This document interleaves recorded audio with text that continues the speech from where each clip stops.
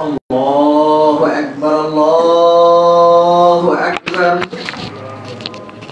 الله أكبر الله أكبر أشهد أن لا إله إلا الله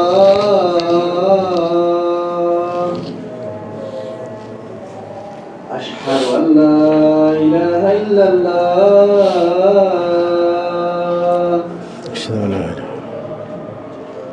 أشهد أن محمد رسول الله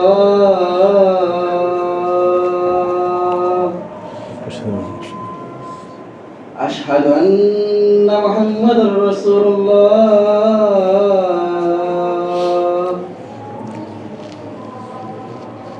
حي على الصلاة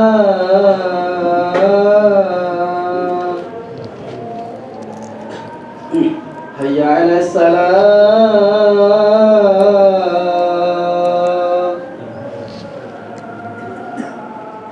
حي على الفلاح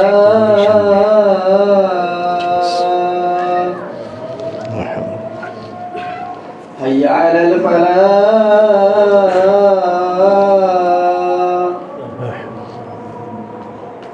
الله أكبر الله أكبر لا إله إلا الله لا إله إلا الله.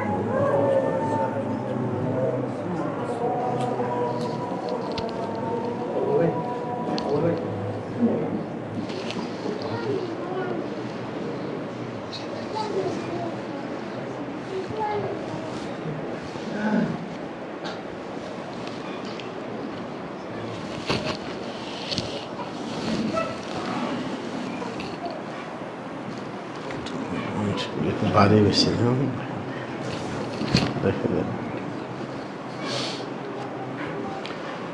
إن الحمد لله نحمده ونستعينه ونستغفره ونؤمن به ونتوكل عليه ونعوذ بالله من شرور أنفسنا ومن سيئات أعمالنا من يهده الله فلا مضل له ومن يضلل فلا هادي له ونشهد أن لا إله إلا الله وحده لا شريك له ونشهد أن محمدا عبده ورسوله. أما بعد فإن خير الحديث كتاب الله وخير الهدي هدي محمد صلى الله عليه وسلم وشر الأمور محدثاتها وكل محدثة بدعة وكل بدعة ضلالة. قال الله تعالى في كلامه المجيد والفرقان الحميد: أعوذ بالله من الشيطان الرجيم، بسم الله الرحمن الرحيم. إنما يعمر مساجد الله من آمن بالله واليوم الآخر وأقام الصلاة وآتى الزكاة ولم يخش إلا الله فعسى أولئك أن يكونوا من المهتدين. وقال صلى الله عليه وسلم: من بنى لله مسجدا، وفي رواية ولو كمفحص قطة، بنى الله له بيتا في الجنة، وفي رواية بنى الله مثله في الجنة. সকল প্রশংসা আল্লাহ তাআলার জন্য, যিনি আমাদেরকে অনেক ব্যস্ততার পিছনে রেখে আল্লাহ শানুর আদেশ বাস্তবায়নের জন্য মসজিদে আসা তৌফিক দিয়েছেন, এবং শতকোটি দরুদ ও সালাম সেই মহান ব্যক্তিত্বের জন্য যার দেখানো পথে চললেই শান্তি। প্রিয় ভাইরা আমার, আজকে আমাদের সর্বপ্রথম জমা এখানে। এটাকে আমরা নওয়াত ও খায়রিন মনে করব, কল্যাণের একটা বীজ মনে করব। কারণ শুরু না করলেই শুরু হয় না বা কাজ অগ্রসর হয় না। আমরা ইতিপূর্বে অনেক জায়গায় দেখেছি, যেমন আমাদের পার্শ্ববর্তী এলাকা চাঁদপুরে মুসাব বিন উমাইর যে মসজিদ ও মাদ্রাসা কমপ্লেক্স হচ্ছে বা হয়ে গেছে, সেটাও কিন্তু শুরু হয়েছে এইভাবে। অনেকে প্রথমে ভালো চোখে দেখেনি যে এরকম একটা রুমের মধ্যে শুরু করা হয়েছিল। প্রথম খতিব ছিলেন সেইখানের মোকাররম বিন মহসিন, তো এখন তো ডক্টর ডিগ্রি লাভ করেছেন তিনি। তারপরে এরকম ধারাবাহিকভাবে আমরাও গিয়েছিলাম, অনেক সাহেবরা গিয়েছিলেন, যার ফলশ্রুতিতে বর্তমানে একটা বড় কমপ্লেক্সে রূপান্তরিত হতে যাচ্ছে। 13% জমিনের উপর বহুতল ভবনের চিন্তা চলছে এখন। তো এটার শুরুটা কিন্তু এইভাবে হয়েছে।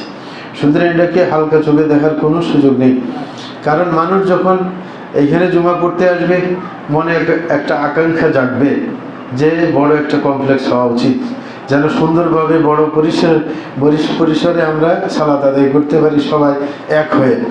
এরকম একটা চিন্তা আসবে। কোনো ধনী লোক যদি আসে, তার মনে যদি এই প্রেরণা জেগে যায়, তাই তো কাজ হয়ে গেল।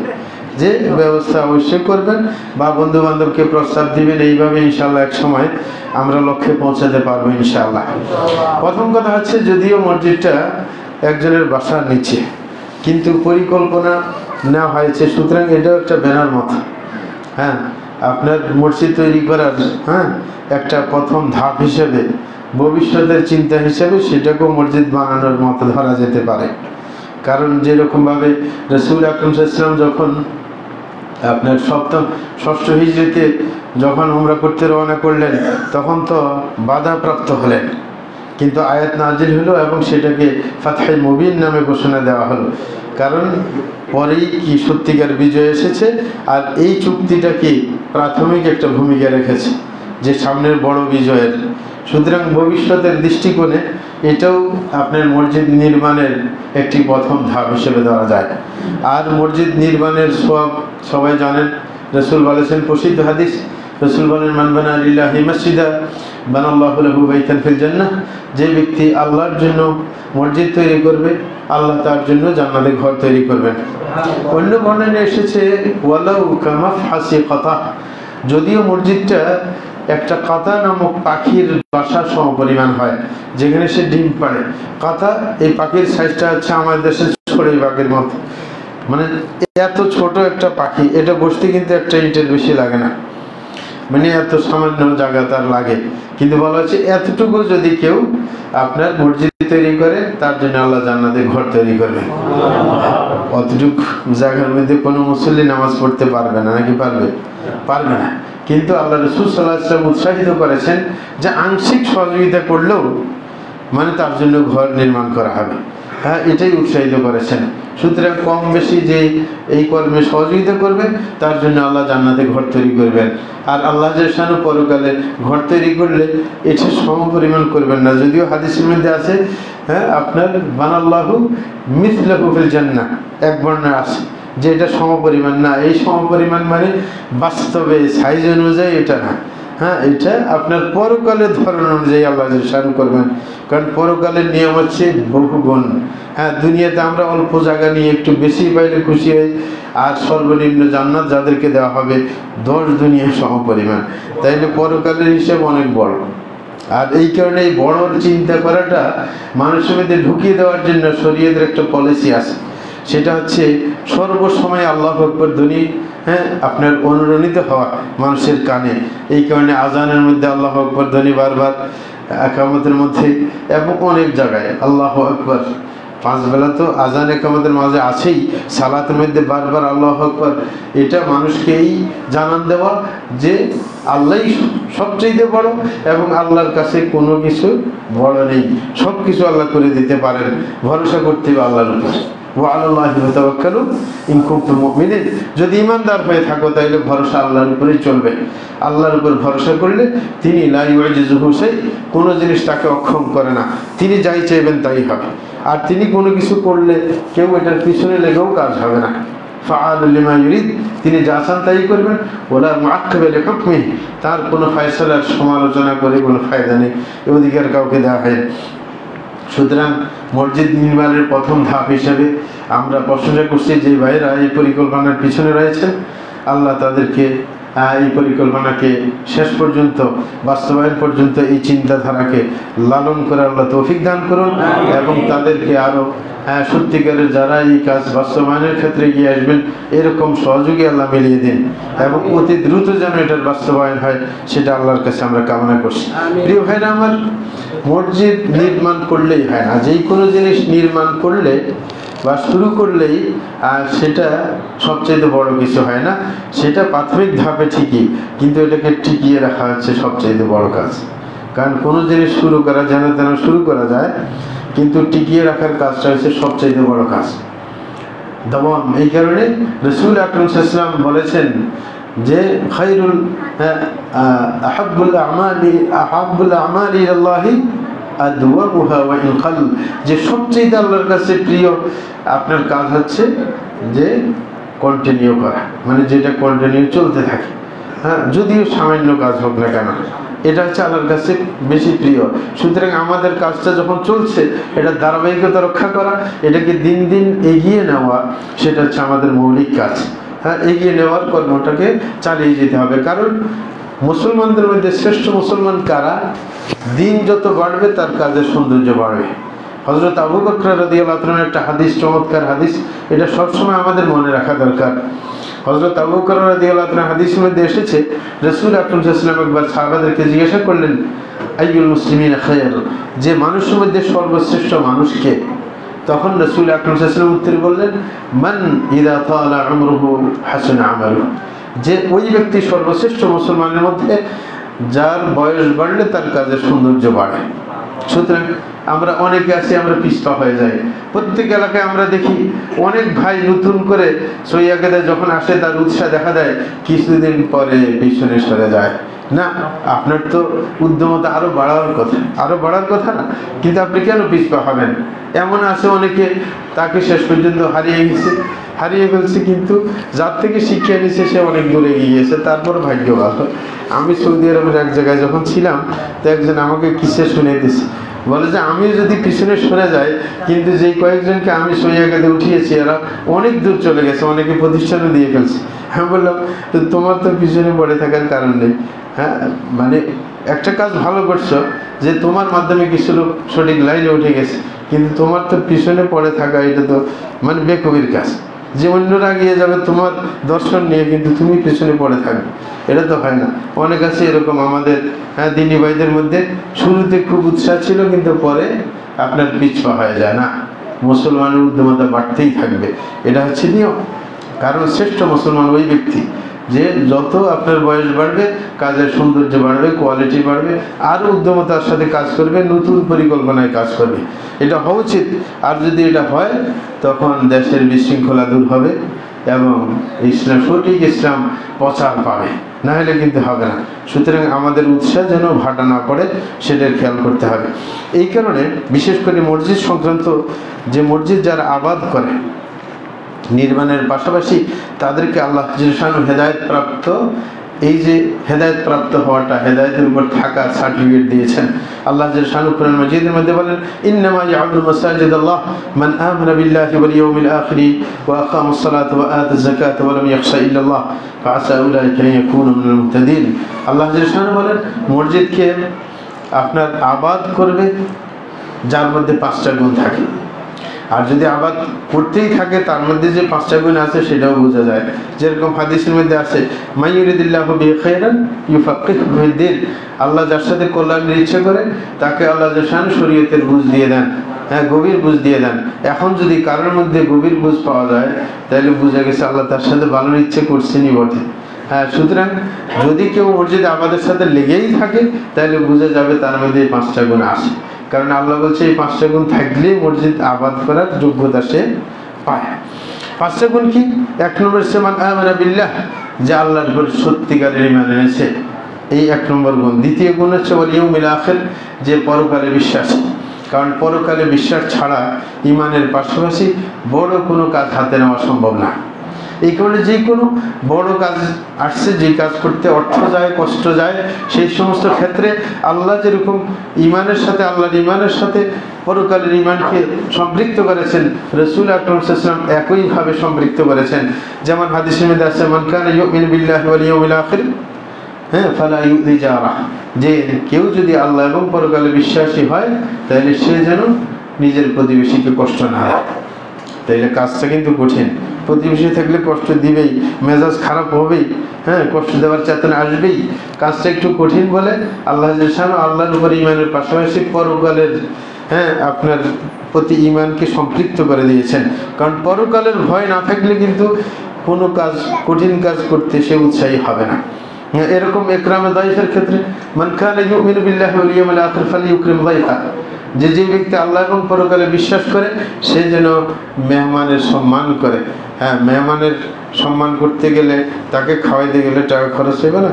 তো সুতরাং পকেটের টাকা খরচ করার চিন্তা, পরকালের চিন্তা ছাড়া পকেটের টাকা কেউ খরচ করতে চাইবে না। ইন্ডিয়ানদের মতো বলবে যে এইবার না খাইলেও পরে কিন্তু খেয়ে যেতে ভুলবেন না, মানে ওই যে ঠিক আর কি।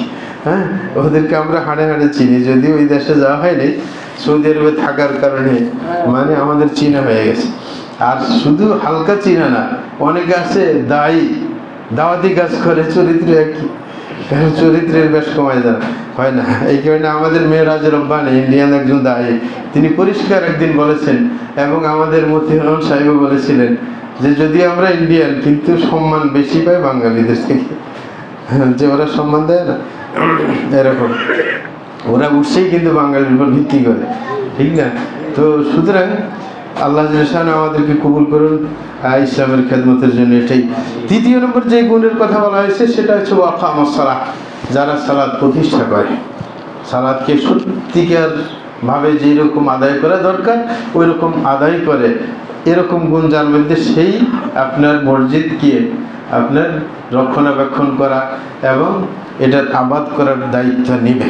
তাইলে সুতরাং কেউ যদি আপনার মসজিদের দায়িত্ব নিতে চায় অথচ সে নামাজই ঠিক মতো পড়ে না, তাইলে দায়িত্ব পাইবে সে না, কেউ অধিকারে রাখে না। ও আতা যাকাত, এবং যাকাত দেয়। ৪th নম্বর গুণ ওয়ালাম ইয়াখশা ইল্লাল্লাহ। ৫ম নম্বর গুণ হচ্ছে আল্লাহ ছাড়া কাউকে ভয় পায় না। হ্যাঁ, সুতরাং এই গুণাবলী যার মধ্যে আছে সেই একমাত্র মসজিদ আবাদের কাজে ভূমিকা রাখতে পারে। মসজিদ আবাদ করা মানে কি? ইমারাতুল মাসাজিদ যেটা, সেটার মানে কি? সেটা নির্মাণ থেকে শুরু করে তাকে রক্ষণাবেক্ষণ করা, এটার পিছনে সবসময় লেগে থাকা, এটার খেদমত করা, সব কিছুই বোঝায়। এই কারণে মসজিদ কোনোখান দিয়ে যদি ভেঙে যায়, কোনোখান দিয়ে নষ্ট হয়ে যায়, এটাকে আবার পুনরায় ঠিক করে নেওয়া, এটার ঘাটতি পূরণ করা, সব কিছু এটার মধ্যে সামিল। সুতরাং এই কাজটা কন্টিনিউ করতে পারবে এই 5টা গুণ কার মধ্যে থেকে। এরপরে আল্লাহ কি বলছেন? ফাসা উলাইকা ইয়াকুনু মিনাল মুহতাদিন।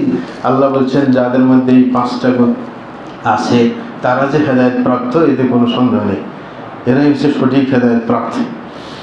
যাই হোক, মসজিদ যেরকম আমরা শুরু করেছি ইনশাআল্লাহ সেটাকে রক্ষণাবেক্ষণ করার এবং সেটাকে সত্যিকার অর্থে বাস্তবায়ন করা, যেই লক্ষ্য আমরা মাথায় নিয়েছি সেই লক্ষ্য পর্যন্ত পৌঁছানোর চেষ্টা আমাদেরকে অবশ্যই করতে হবে। আর এই মসজিদ যদি আমরা তৈরি করতে পারি এবং এর পিছনে শ্রম দিতে পারি, যদিও লক্ষ্য বাস্তবায়ন হওয়ার আগে কেউ চলে যায়, কিন্তু আপনার সওয়াব থেকে সে বঞ্চিত হবে না। হযরত আবু হুরায়রা রাদিয়াল্লাহু আনহু একটা সুন্দর হাদিস, সেটা স্মরণ করে দিচ্ছি। রাসূল আকরাম সাল্লাল্লাহু আলাইহি ওয়াসাল্লাম বলেন, সাবউন ইয়াজরি লিল আবদি আজরুহুন্না ওয়া হুয়া ফি কবরিহি বা'দা মাউতিহি। বলে যে 7টা কাজ এমন যে এই কাজের সওয়াব কবরের মধ্যে শুয়ে পাওয়া যায়, মৃত্যুবরণ করলেও এটার সওয়াব পাওয়া যায়।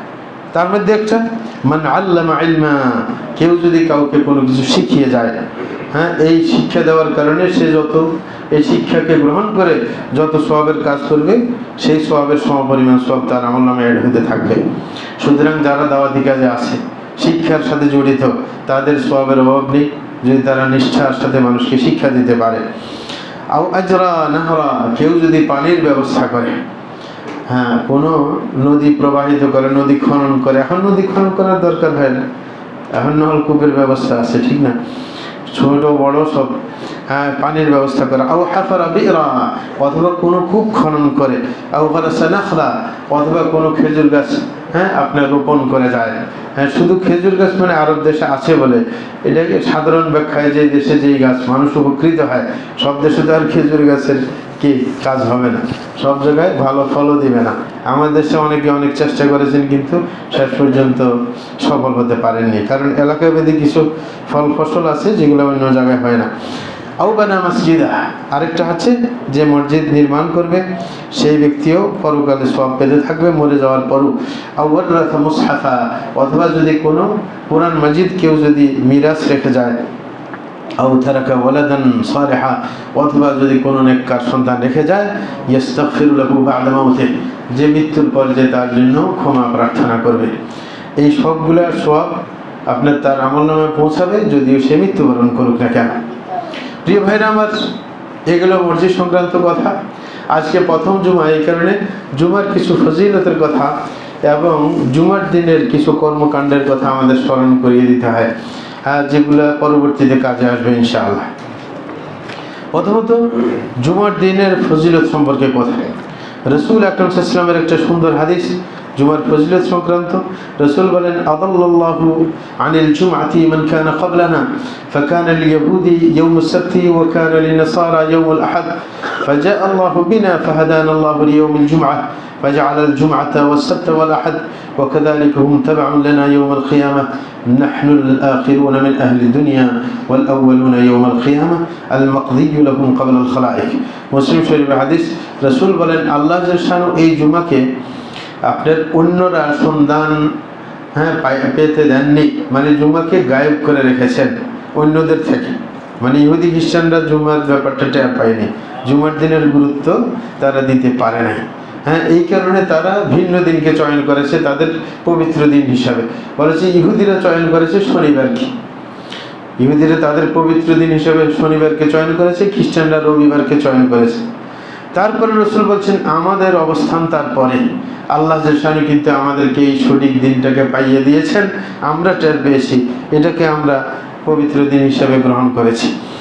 সুতরাং সিরিয়াল হিসেবে দিনের যে সিরিয়াল বলে যে প্রথমে শুক্রবার, তারপরে শনিবার, তারপরে রবিবার, তাইলে দিনের হিসেবে আমরা আগে আসি না? তো বলছিলেন কাযালিকা হুম তাবআউন লানা ইয়াউমাল কিয়ামা, একইভাবে যেরকম আমরা পবিত্র দিনের সিরিয়ালে আগে আসি, এরকম কিয়ামতের দিবসে আমরা সামনে থাকব। যদি আমরা পেছনে আসা মানুষ সামনে থাকব, আমাদের হিসাব কিতাব আগেই হবে সবার, পরে অন্যদের হিসাব হবে।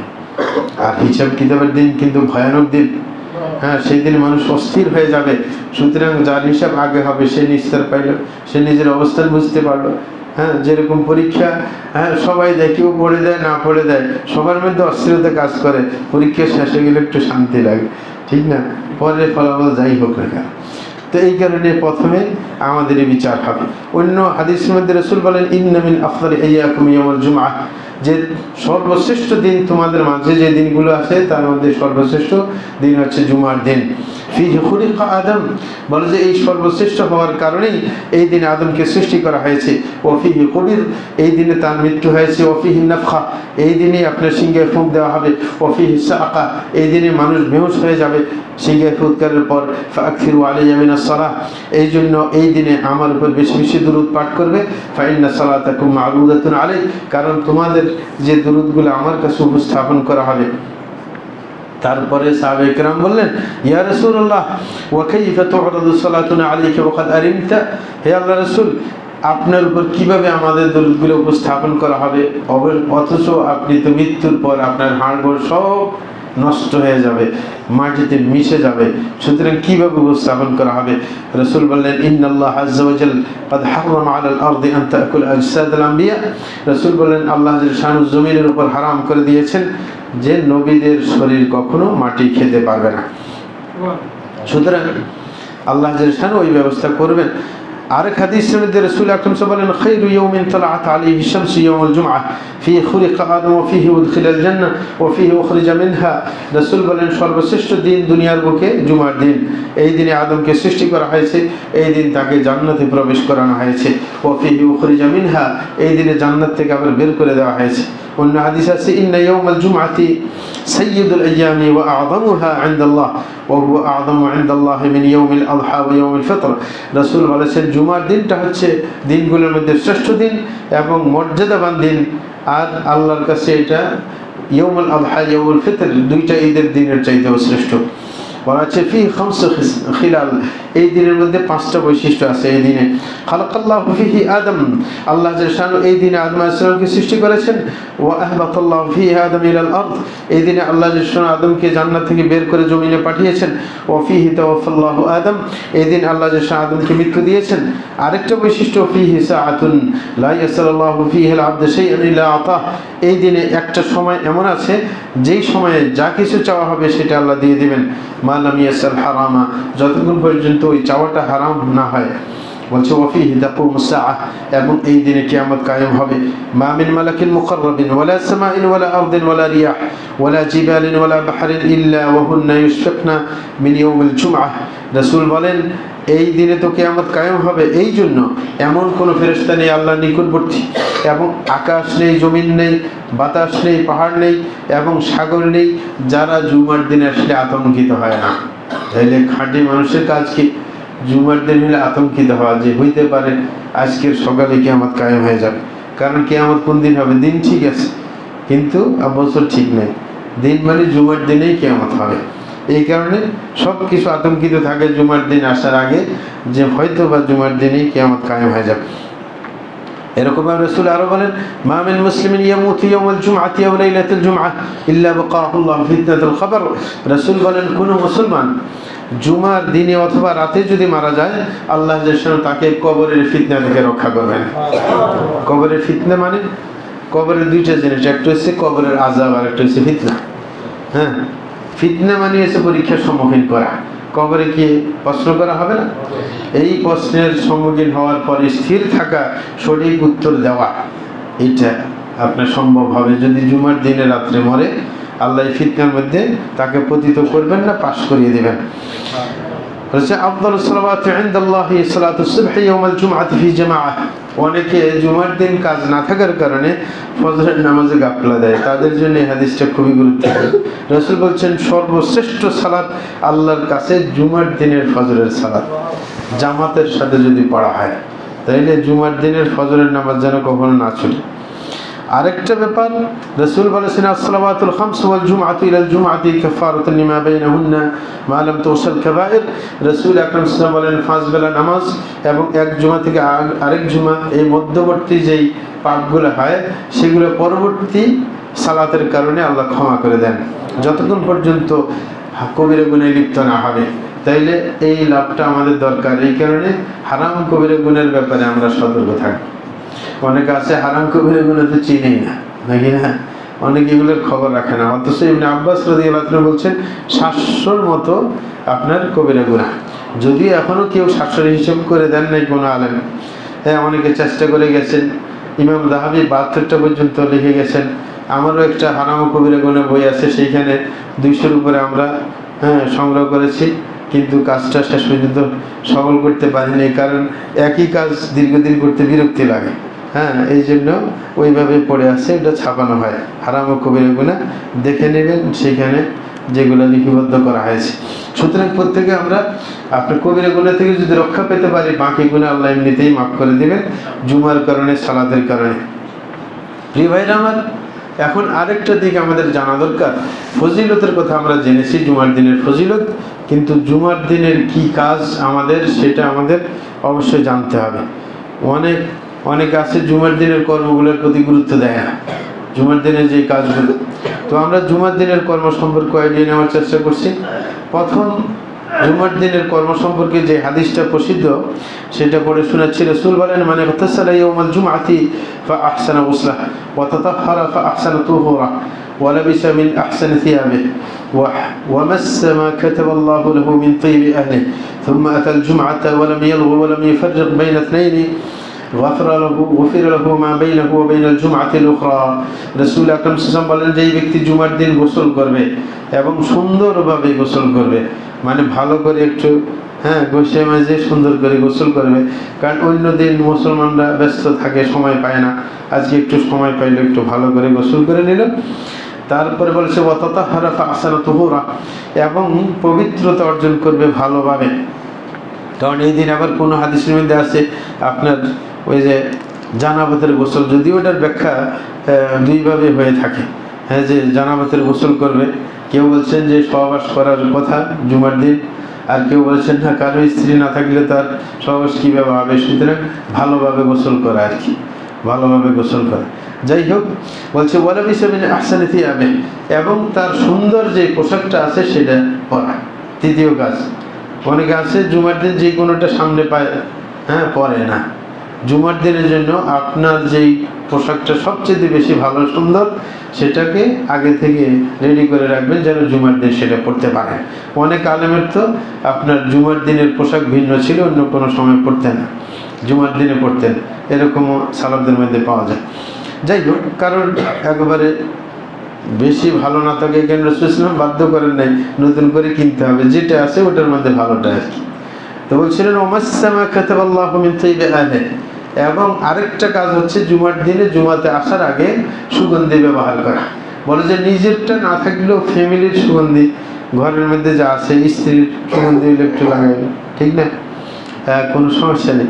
বলে যে সুম্মা আতাল জুমআ, তারপরে জুমার সালাতে যদি আসে, বলে ইয়ালগু, কোনো বেহুদা কাজে লিপ্ত না হয় এবং দুইজনের মাঝে পার্থক্য সৃষ্টি না করে। অনেক মানুষ এমন আছে জুমার দিন দেরিতে আসবে, পরে দুইজনকে কে আপনার ফাঁক করে করে সামনে যাওয়ার চেষ্টা করে। এটা কিন্তু মারাত্মক অপরাধ। রাসূল আকরাম সাল্লাল্লাহু আলাইহি ওয়াসাল্লাম জুমার খুতবা দিচ্ছিলেন, একজনে দেখলেন এরকম, যেটাকে আরবিতে তাখাত্তিয়ার যে কাত বলে, মানে গর্দান সরিয়ে সরিয়ে সামনে যাচ্ছে। তখন রাসূল আকরাম সাল্লাল্লাহু আলাইহি ওয়াসাল্লাম বলছেন যে ইজলিস, মানে গরম হয়ে, ফাকাদ আদাইতা ওয়া আনাইত, দেরি করে আসছে আবার কষ্ট দিতেছে, তো বাড়তি একটা আরো খারাপ কাজ করতেছে। দেরি করা একটা অপরাধ না? দেরি করে আসছে, যে জুমার দিন তাড়াতাড়ি আসার কথা।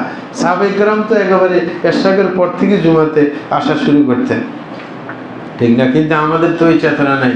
তারপরে খুতবা শুরু হয়ে গেছে, তারপরে আসে, তারপর সামনে যাওয়ার চেষ্টা, মানে দেরি করছে, এক অপরাধ করছে, আবার মানুষের ঘাট টপকিয়ে তারপর সামনে যাওয়ার চেষ্টা। এটা কিন্তু ভয়ঙ্কর। এই কাজ করলে কিন্তু সব থেকে বঞ্চিত হবে। এই প্রত্যেকটা কাজ করতে পারলে আল্লাহ রাসূল বলছেন গফিরা লাকুম মা বাইনাহু ওয়া বাইনাল জুমআতিল উখরা, যে আগের যে জুমা, এই জুমায়ের মাঝখানে যত গুনাহ হবে আল্লাহ জান ক্ষমা করে দেবে, যদি এই কাজগুলোর প্রতি আমরা খেয়াল রাখতে পারি। আরেকটা হচ্ছে জুমার পরে আপনার জিকির আজকারে ব্যস্ত থাকার ব্যাপার। অনেক আছে জুমার পরে আর ইবাদতের চিন্তা নেই, যে আগে ইবাদত করছে শেষ, এবার বাড়িতে গিয়ে ছায়াছবি দেখি। কারণ যারা আপনার এইগুলা চলচ্চিত্রের সাথে জড়িত, এরা যেদিন অবসর সময় ওই দিনে এইগুলো বেশি গুরুত্ব দিয়ে থাকে, যে মানুষ অবসর আছে, এদের প্রোপাগান্ডা সেদিন ভালোই চলে। এই কারণে আল্লাহ জাল্লাল্লাহু বলছেন ফাইদা কুদিয়াতিস সালাহ ফান্তাশিরু ফিল আরদি ওয়াবতাগু মিন ফাদলিল্লাহ ওয়াযকুরুল্লাহা কাসীরান লাআল্লাকুম তুফলিহুন। আল্লাহ বলছেন যখন জুমার সালাত শেষ হয়ে যাবে, তোমরা জমিনে কি ছড়িয়ে পড়ো এবং আল্লাহর কি যে অনুগ্রহ সেটা সংগ্রহের চেষ্টা করো। কারণ আল্লাহ জাল্লাল্লাহু সকাল থেকে মানুষকে ব্যস্ত রেখেছে। কারণ সকাল থেকে মুসলমানরা মসজিদে চলে আসছে, আজকে সকালে আর বেশি কোনো কাজ করা সম্ভব হয়নি, তাইলে উপার্জনটা কখন করবে? এই কারণে আল্লাহ জাল্লাল্লাহু বলছে উপার্জনের কাজ জুমার পরে হবে। কিন্তু বলে যে মনে রাখবে যে ওয়াজকুরুল্লাহ, যেন জিকির না বলো। কারণ জিকিরের জন্য কি হাত পায়ে লাগে না, জিকিরের জন্য মুখের কাজ বিশ্বের মধ্যে কম লোকেই করে, এবং যারা করে অল্প সময় করে, ঠিক না? মুখের কাজ করে শিক্ষক, শিক্ষক কি গোটা দিন পড়ায়? মুখের কাজ করে একজন উকিল, সে কি গোটা দিন ওকালতি করে? মুখের কাজ করে বক্তা, বক্তা কি গোটা দিন বক্তব্য দিয়ে থাকে? না, অল্প সময়, নির্দিষ্ট সময়, বাকি সময়টা মুখ ফাঁকা থাকে।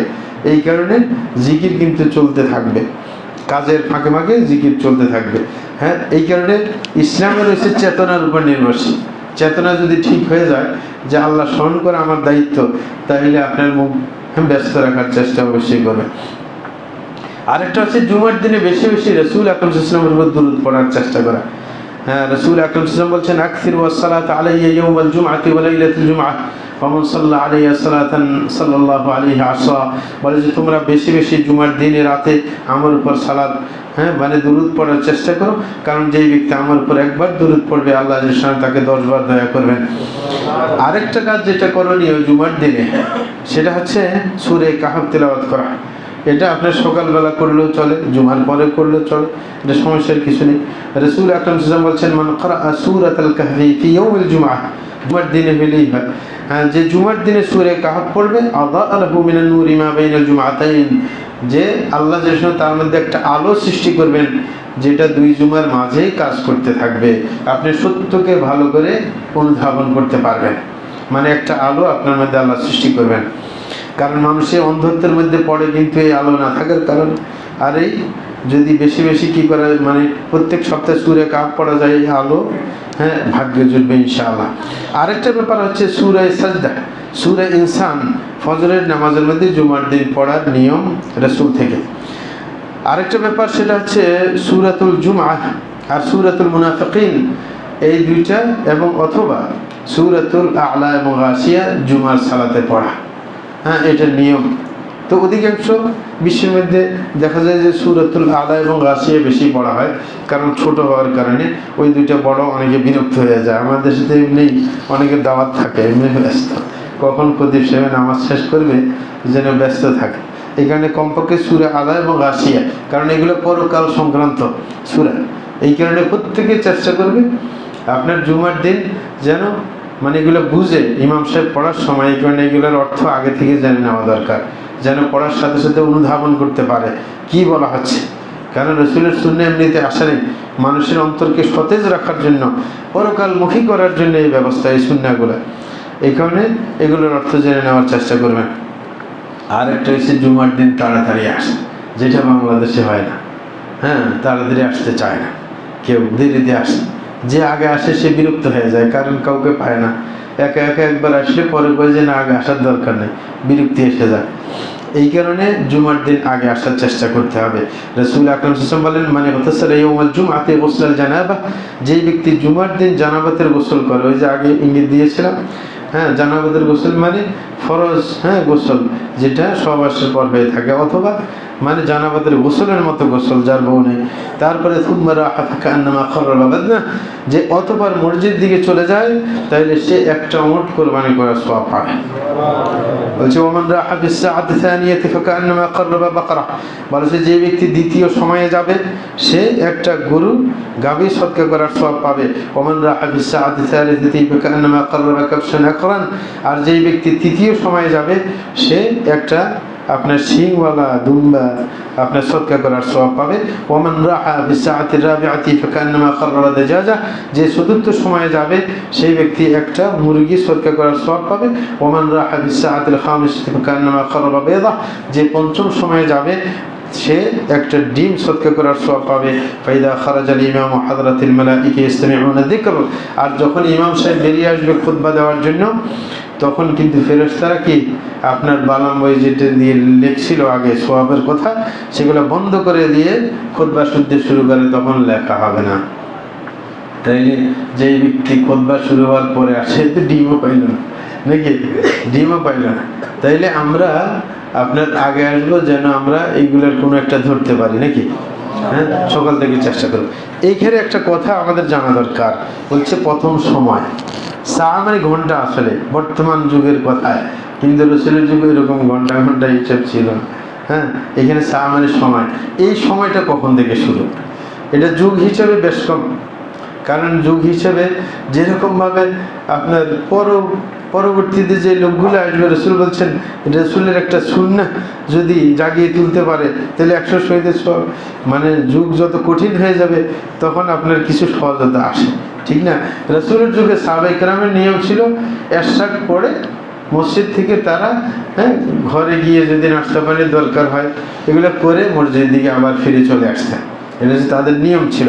এই কারণে হযরত ইবনে মাসউদ রাদিয়াল্লাহু আনহু একদিন ঘর থেকে আসলেন, আসে মসজিদে দেখলেন 3 জন আগে এসে গেছে।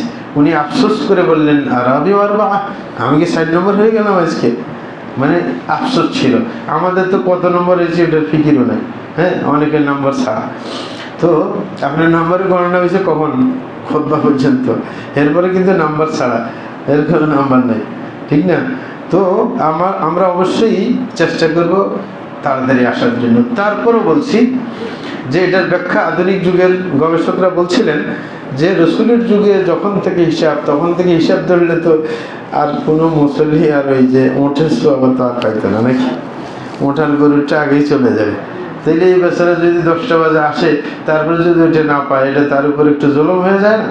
এই কারণে বর্তমান যুগে গবেষকরা বলছেন যে যখন থেকে মানুষ আসা শুরু করে, মানে প্রথম যে 1 নম্বর ঢুকছে তখন থেকে খতিব সাহেব আসা পর্যন্ত এই টাইমকে 5 ভাগে ভাগ করা হয়। কারণ না হইলে তো প্রথম জন হারিয়ে উঠের সব হারিয়ে ফেলবে। তাইলে যে কষ্ট করে সবার আগে আসতে পারছে তখন থেকে হিসাব হবে 5টা সময় খতিব সাহেব আসা পর্যন্ত। 5 ভাগের মধ্যে প্রথম ভাগে যে পড়বে ওই রকম এরকম হিসাব হবে, তাইলে ওই উপর আর জুলুম হবে। হ্যাঁ, সুতরাং আমরা চেষ্টা করব আমি যেন কি প্রথম নম্বর হতে পারি, শুরুর সময় যেন আমি কমপক্ষে আসতে পারি, যদিও সকালে না পারে।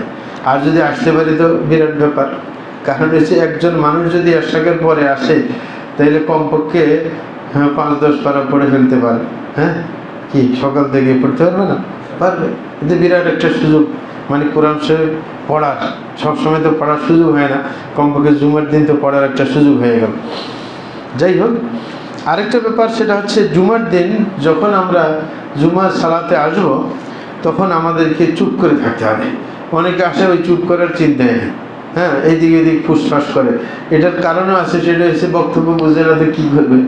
আর আমাদের দেশে খুতবা তো আরবিতে দিতে হয়, এটা একটা সমস্যা। হ্যাঁ, যার কারণেও বুঝে না, তো না বুঝলে তো বেচারার অন্য চিন্তা আসবে, ওকে গুঁতে দিবে, ওকে গুঁতে দিবে। হ্যাঁ, এই কারণে আপনার যেই ভাষা যে বুঝে ওই ভাষায় খুতবা হওয়া উচিত, এটা হচ্ছে আসল নিয়ম। সর্বোচ্চ যেটা ভাষাগত ব্যাপার, জুমার খুতবার ব্যাপারে সর্বোচ্চ দলিল কি? সর্বোচ্চ দলিল দুইটা। যত হানাফি মাযহাবের যত লোক পাইবেন নাকি, যত জিজ্ঞাসা করবেন, সর্বোচ্চ দলিল দুইটাই দিতে পারবে, এর উপরে পারবে। হ্যাঁ, আমি একবার ওই যে অনলাইন হানাফিদের একটা ইয়ে আছে ফতুয়ার, হ্যাঁ, অনলাইন ফতুয়া, 24 ঘন্টা এরা ফতুয়া দেয়। সৌদি আরবে থাকা অবস্থায় আমি এখানেই প্রশ্ন করছি, বেচারা ফতুয়া দেয়। প্রশ্ন করার পরে আমি উত্তর দিতে পারি না। যখন উত্তর দিচ্ছি, আমি যখন পেশায় ধরছি, পরে কয় যে আপনি এখানে আর ঢুকলেন কিছু, আপনি তো একজন মুফতি মানুষ দেখা যায়। হ্যাঁ, তো এই হয়েছে অবস্থা। সর্বোচ্চ দলিল কি? যে রাসূল আকরাম সাল্লাল্লাহু আলাইহি ওয়াসাল্লাম আরবিতে খুতবা দিয়েছেন, সাহাবায়ে কেরাম আরবিতে খুতবা দিয়েছেন, সবাই আরবিতে খুতবা দিয়েছেন। তাইলে ওনারা কি আরবদের সামনে খুতবা দিয়েছিলেন? হ্যাঁ, আরবদের সামনেই তো খুতবা দিয়েছেন, তাইলে কি অন্য ভাষায় দিবেন? হ্যাঁ, তো বোকামি। সুতরাং এটা দলিল হতে পারে না, দলিল হবে না। আর আরেকটা ব্যাপার আছে যেটা আপনার মানে সাহাবীদের থেকে আসছে, যে কাল্লিমুন নাস আলা কদরি উকুলিহিম, যে মানুষ যেটা বুঝে ওই বুঝ অনুযায়ী কথা বলতে হবে। হ্যাঁ, হাত্তা লা ইউকাদ্দিবাল্লাহু ওয়া রাসূলুহু, যেন আল্লাহকে মিথ্যুক সাব্যস্ত না করতে পারে। আপনি এমনভাবে কথা উপস্থাপন করলেন যে কেউ বুঝলো না, তাইলে বলবেন না কোরআন মিথ্যা নাকি? তাইলে মানুষের বুঝ অনুযায়ী কথা বলতে হবে। তো মানুষের যে ভাষা বুঝে না ওই ভাষায় কথা বললে চলবে? এটা তো বোকামি ছাড়া আর কিছু না, ঠিক না? তো সুতরাং সাহাবায়ে কেরাম রাসূল আকরাম সাল্লাল্লাহু আলাইহি ওয়াসাল্লাম আরবিতে খুতবা দিয়েছেন বলে সবাইকে খুতবা দিতে হবে, এটা কোনো বাধ্যবাধকতা নেই। হ্যাঁ, কারণ মানুষের না বুঝলে ফায়দা কি? কারণ বক্তব্যের উদ্দেশ্য হচ্ছে মানুষকে বোঝানো, নাকি না? আর না বুঝলে দেওয়ার দরকার কি? এই কারণে এক বেচারা মানে বক্তব্য দিয়েছে, এক বড় জাতের একজন বক্তা আর কি। তো সে হাত উঠেছে প্রশ্ন করার জন্য। হ্যাঁ, তখন প্রশ্ন করছে, কোশ্চেন বলে যে তুমি এটা বুঝবে না। আর উনি বলেন, আচ্ছা আমরা যদি আপনার কথা না বুঝিতে আপনারও ওয়াজ করতে আসছেন? আপনি এতক্ষণ আমাদেরকে বুঝাইলেন 1 ঘন্টা যাবত, কাকে বুঝাইলেন? আমরা তো বুঝি না আসলে। হ্যাঁ, আপনার কথা অনুযায়ী আমরা বুঝি না। না, আপনি যদি সত্যিকার বুঝে থাকেন তাইলে এইভাবে না বুঝলে আরেকভাবে বুঝাবেন। কারণ যে সত্যিকার শিক্ষক, স্ট্রং শিক্ষক, সে যে কোনোভাবে বুঝাবে না ছাত্রকে, তা আপনি অবশ্যই আমাকে বুঝিয়ে দিয়ে যেতে হবে, নাকি না? হ্যাঁ, সুতরাং বুঝানোর দায়িত্ব আছে, যিনি বক্তব্য দিবেন উনি বুঝাবেন। তাহলে আরেক ভাষায় বললে কি বুঝবো কেউ? হ্যাঁ, বুঝবো। দ্বিতীয় নম্বর আরো শক্তিশালী দলিল তাদের কাছে, এটার উপরে আর দলিল নেই। কোরআন মাজিদের মধ্যে আল্লাহ জাল্লাহু বলছেন যিকির, জুমার খুতবাকে কি বলছেন? ফাসআউ ইলা যিকরিল্লাহি ওয়া দারুল বাই', যে খুতবার দিকে দৌড়ে আসে, দ্রুত চলে আসে, যে জিকির বলা হয়েছে। সুতরাং এরা বলে এটা জিকির, জিকিরের মধ্যে কোনো পরিবর্তন আসতে পারবে না। আমরা বলি যে জিকির, সব জিকির এক না। জিকির হচ্ছে 2 জাতীয়, একটা হচ্ছে জিকরে মুতলাক, আর একটা হচ্ছে জিকরে মুকাইয়াদ।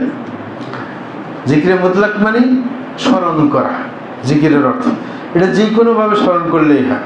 এই কারণে আপনার আল্লাহকে স্মরণ করা হয় বা স্মরণ করার কাজ হয়, এরকম সব কিছু কিন্তু জিকির। যেমন সালাত একটা জিকির, নাকি?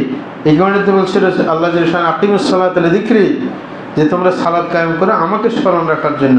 কারণ এই কাজ করলে স্মরণ আসবে। শরীয়তের যেই কোনো বিধিবিধান কিন্তু জিকির, রয়েছে জিকির মুতলাক। আপনি ওযু করতে যাচ্ছেন, এটাও জিকির অধীন, কারণ আল্লাহর কথা স্মরণ না থাকলে সালাত আদায় করতে যাবেন, ওযু করতে যাবেন। হ্যাঁ, যেই কোনোটা, এটা শুধু কোরআন জিকির না, এই ব্যাপক অর্থে সবই জিকির। এই যে আপনার জিকিরের মজলিস বলা হয়, কিসের? কোরআন হাদিসের আলোচনার মজলিসকে জিকিরের মজলিস বলা হয়, নাকি ডাইরেক্ট জিকির করতে শুরু করবে? না, এগুলো ব্যাপক অর্থে। এটার জন্য কোনো শব্দ চয়ন করা হয় না, শব্দ নেই। আপনি যে কোনোভাবে আল্লাহর স্মরণকে জাগিয়ে তুলতে পারলেই সেটা জিকির হয়ে যাবে। এটাকে জিকির মুতলাক। হ্যাঁ, এটা ব্যাপক অর্থে জিকির, এটার জন্য কোনো শব্দ চয়ন করা হয়নি শরীয়তের পক্ষ থেকে। দ্বিতীয় নম্বর হচ্ছে জিকরে মুকাইয়াদ, যেটা শব্দ চয়ন করে দেওয়া হবে আল্লাহ রাসূলের পক্ষ থেকে, এটার মধ্যে পরিবর্তন আনা জায়েজ নেই। যেমন সালাতের মধ্যে জিকির আছে না অনেক, এগুলোর মধ্যে কোনো পরিবর্তনের কথা কেউ বলছে আজ পর্যন্ত?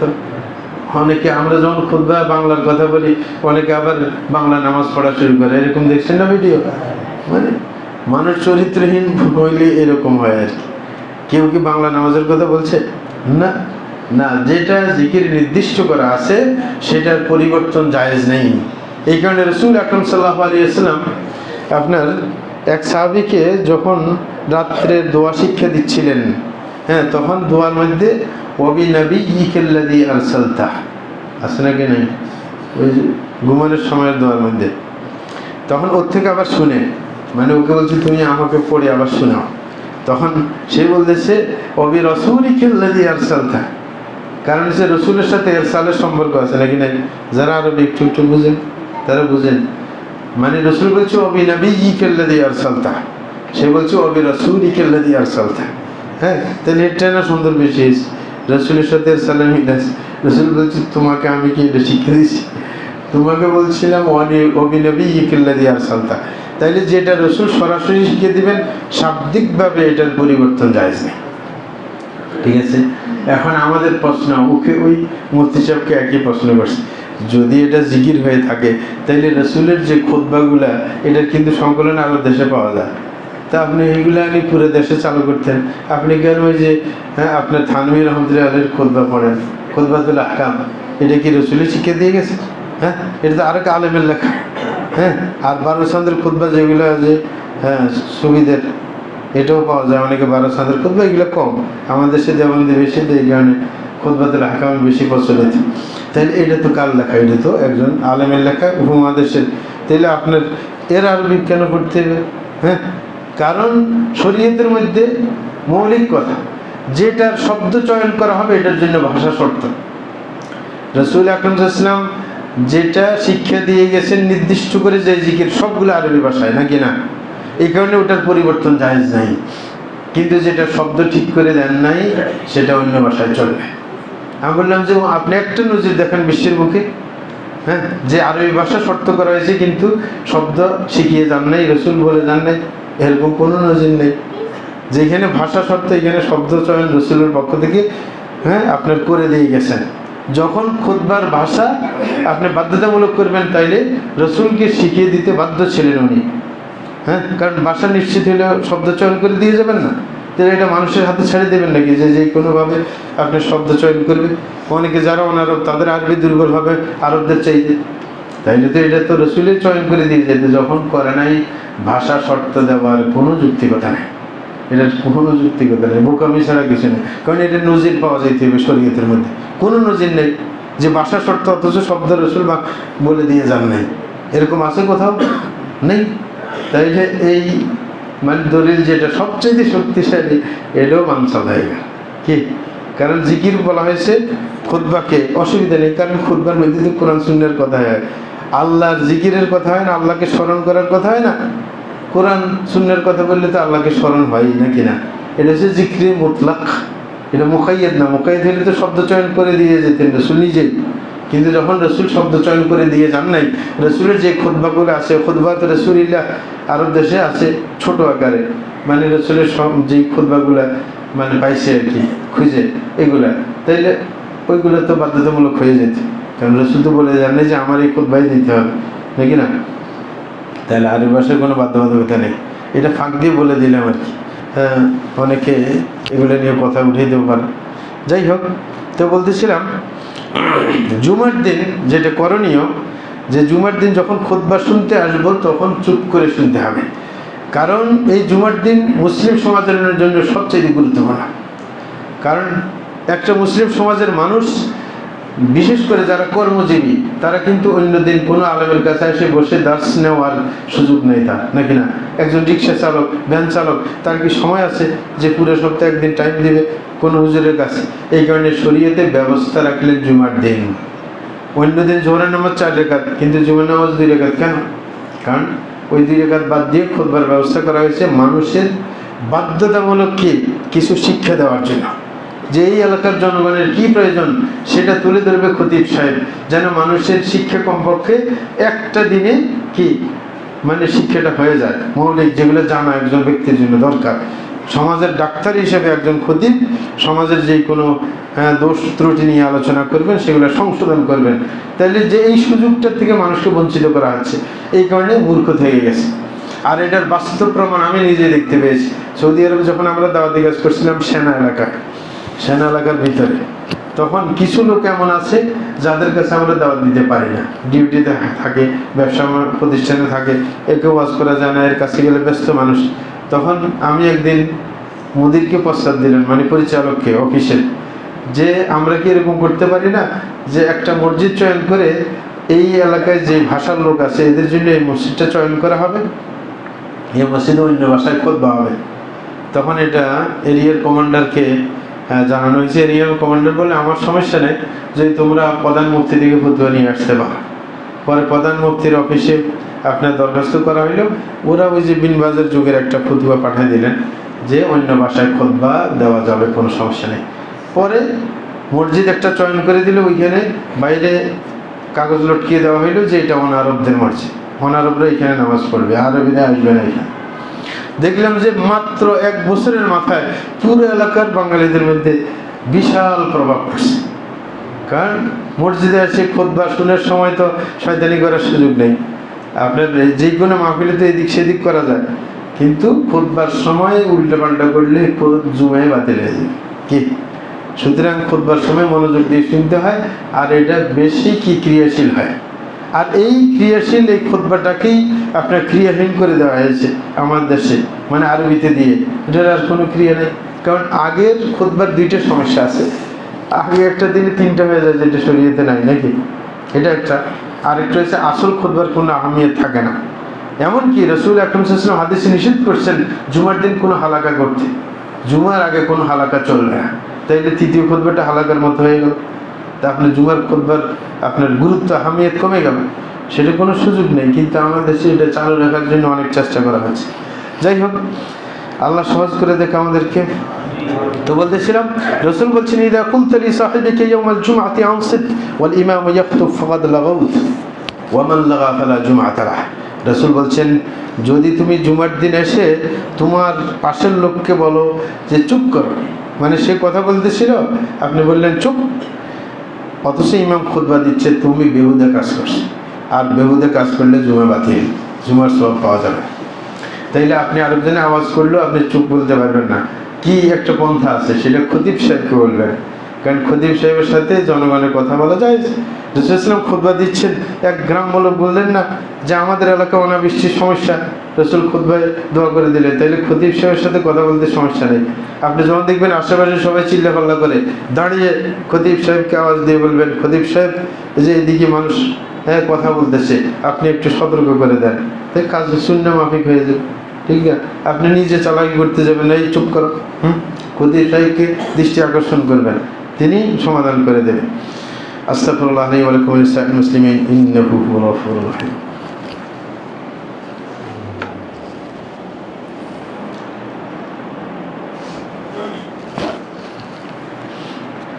আলহামদুলিল্লাহি রাব্বিল আলামিন ওয়া সাল্লাতু ওয়াসসালামু আলা সাইয়্যিদিল মুরসালিন নবিয়িনা মুহাম্মদ ওয়া আলা আলিহি ওয়া সাহবিহি আজমাইন, আমা বা'দ। প্রিয় ভাইরা আমার, সময় শেষ ভাগে আর কিছু কথা বলে শেষ করছি আমরা। আরেকটা হচ্ছে জুমার দিন দোয়ার ব্যাপারটাকে গুরুত্ব দেওয়া, সেটার প্রতি ইঙ্গিত ইতিপূর্বে আমরা দিয়েছি। কারণ জুমার দিন এমন একটা সময় আছে যেই সময় কোনো দোয়া করলে আল্লাহ কবুল করে নেন। রাসূল বলেন, ফিহি সাআতুল্লাহি ইউওয়াফিকুহা আবদুল মুসলিমুন ওয়া ইউসাল্লি ইয়াসআলুল্লাহা শাইআন ইল্লা আতাহু ইয়্যাহ ওয়া আশারা বিয়াদিহি ইউকাল্লিলুহা। রাসূল বলেন, এই দিনে এমন একটা সময় আছে যে সময় কোনো মুসলমান যদি দোয়া করে সালাতরত অবস্থায়, তাইলে আল্লাহ জাল্লাহু কাছে যা চাইবে তাই পাবে। এবং রাসূল এই সময়টাকে খুব ছোট করে দেখিয়েছেন, অল্প সময়। এই সময় নিয়ে আলেমদের মধ্যে, মুহাদ্দিসিনদের মধ্যে মতভেদ আছে, এই সময়টা কোনটা। 2টা অনেকগুলো কথা আছে, মানে এই সম্পর্ক 14টার বেশি কথা পাওয়া যায়। কেউ বলছেন 32টার বেশি, ইবনে হাজার আসকালানির কথা অনুযায়ী 32টার বেশি আলেমদের কথা পাওয়া যায় এই সময় নিয়ে। তার মধ্যে 2টা সবচাইতে প্রসিদ্ধ। একটা হচ্ছে আসরের পর, আসর থেকে মাগরিব পর্যন্ত এই টাইমটা। কিন্তু ওই টাইমের উপর একটা প্রশ্ন আসে, কারণ এই হাদিসের মধ্যে বলছেন ওহু ইউসাল্লি, সালাতরত অবস্থায়। আর আসরের পরে সালাত পড়া নিষেধ না, নফল সালাত পড়া। এটার ব্যাখ্যা হচ্ছে যে সালাতের জন্য অপেক্ষা করলে সালাত হিসেবে ধরা হয়। কেউ যদি আসরের পর থেকে বসে বসে জিকির আজকার করে মাগরিবের সালাতের অপেক্ষায় থাকে, তাহলে এটা সালাতরত হিসেবে ধরা হয়। তাইলে হাদিসের ব্যাখ্যার সাথে মিলে গেল, সমস্যা হইল না। আরেকটা টাইম বলেছেন, সেটা হচ্ছে খতিব সাহেব খুতবা দেওয়ার জন্য যখন আসবে তখন থেকে সালাত শেষ হওয়া পর্যন্ত, এই টাইমের মধ্যে যেই কোনো দোয়া করবে কবুল হয়ে যাবে। সুতরাং খতিব সাহেব যদি 2 খুতবার মাঝখানে বসেন সেই টাইমেও কাজে লাগাতে পারবে, অথবা যখন খুতবা শেষ হয়ে যাবে সালাত শুরু করার আগে এই ফাঁক আছে, এই ফাঁকেও কি দোয়া করা যেতে পারে, এই সবগুলা। আর খতিব সাহেব যখন খুতবার শেষ ভাগে দোয়া করবেন সেটার মধ্যেও কি আমিন আমিন বলা যেতে পারে। সুতরাং এইগুলো আছে সুযোগ, হ্যাঁ, আপনার দোয়া কবুল হয়। এই 2টা কথা আপনার প্রসিদ্ধ। আরেকটা হচ্ছে যে জুমার দিন আপনার মেসওয়াক করার গুরুত্ব। রাসূল আকরাম সাল্লাল্লাহু আলাইহি ওয়াসাল্লাম বলছেন যে গুসল ইয়াউমুল জুমআতি আলা কুল্লি মুহতালিমিন ওয়া সিওয়াকুন ওয়া ইয়ামাসসু মিন আত-তিয়্যিবি মা কাদিরা আলাইহি, যে জুমার দিন গোসল করার পাশাপাশি মেসওয়াক করবে এবং সুগন্ধি ব্যবহার করবে, সেগুলো করণীয়। আরেকটা হচ্ছে সেটা হচ্ছে জুমার নামাজের আগে নফল নামাজের আপনার গুরুত্ব দেওয়া। জুমার সালাত শুরু হওয়ার আগে সময় পাইলে নফল সালাতের গুরুত্ব দিবে। রাসূল আকরাম সাল্লাল্লাহু আলাইহি ওয়াসাল্লাম বলেন, মান ইগতাসালা থুম্মা আতাল জুমআতা ফাসাল্লা মা কুদ্দিরা লাহু থুম্মা আনসাতা হাত্তা ইয়াফরাগা মিন খুতবাতিহি থুম্মা ইউসাল্লি মাআহু গুফিরা লাহু মা বাইনাহু ওয়া বাইনাল জুমআতিল উখরা ওয়া জিয়াদাতু 3 আইয়াম।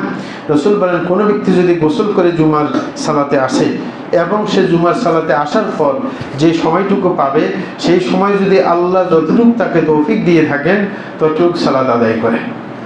তাইলে এই হাদিসের মধ্যে ব্যাপক সালাতের কথা বলা হয়েছে, নাকি 4 রাকাত নির্দিষ্ট করা হয়েছে? ব্যাপক। আপনি আসার পর যত রাকাত আল্লাহ তৌফিক দিবেন তত রাকাত সালাত আদায় করবেন, 2 রাকাত করে করে। তারপরে সুম্মা আনসাতা, আপনি চুপ করে ইমামের খতিব সাহেবের খুতবা শুনবেন, যত পর্যন্ত খুতবা শেষ না হবে চুপ করে শুনবেন। তারপরে তার সাথে সালাত আদায় করলে সওয়াব কি, যে আপনার পূর্বের জুমা পর্যন্ত এই 7 দিন, আরও 3 দিন সামনে অগ্রিম, এই 10 দিনের গুনাহ আল্লাহ মাফ করে দেবেন।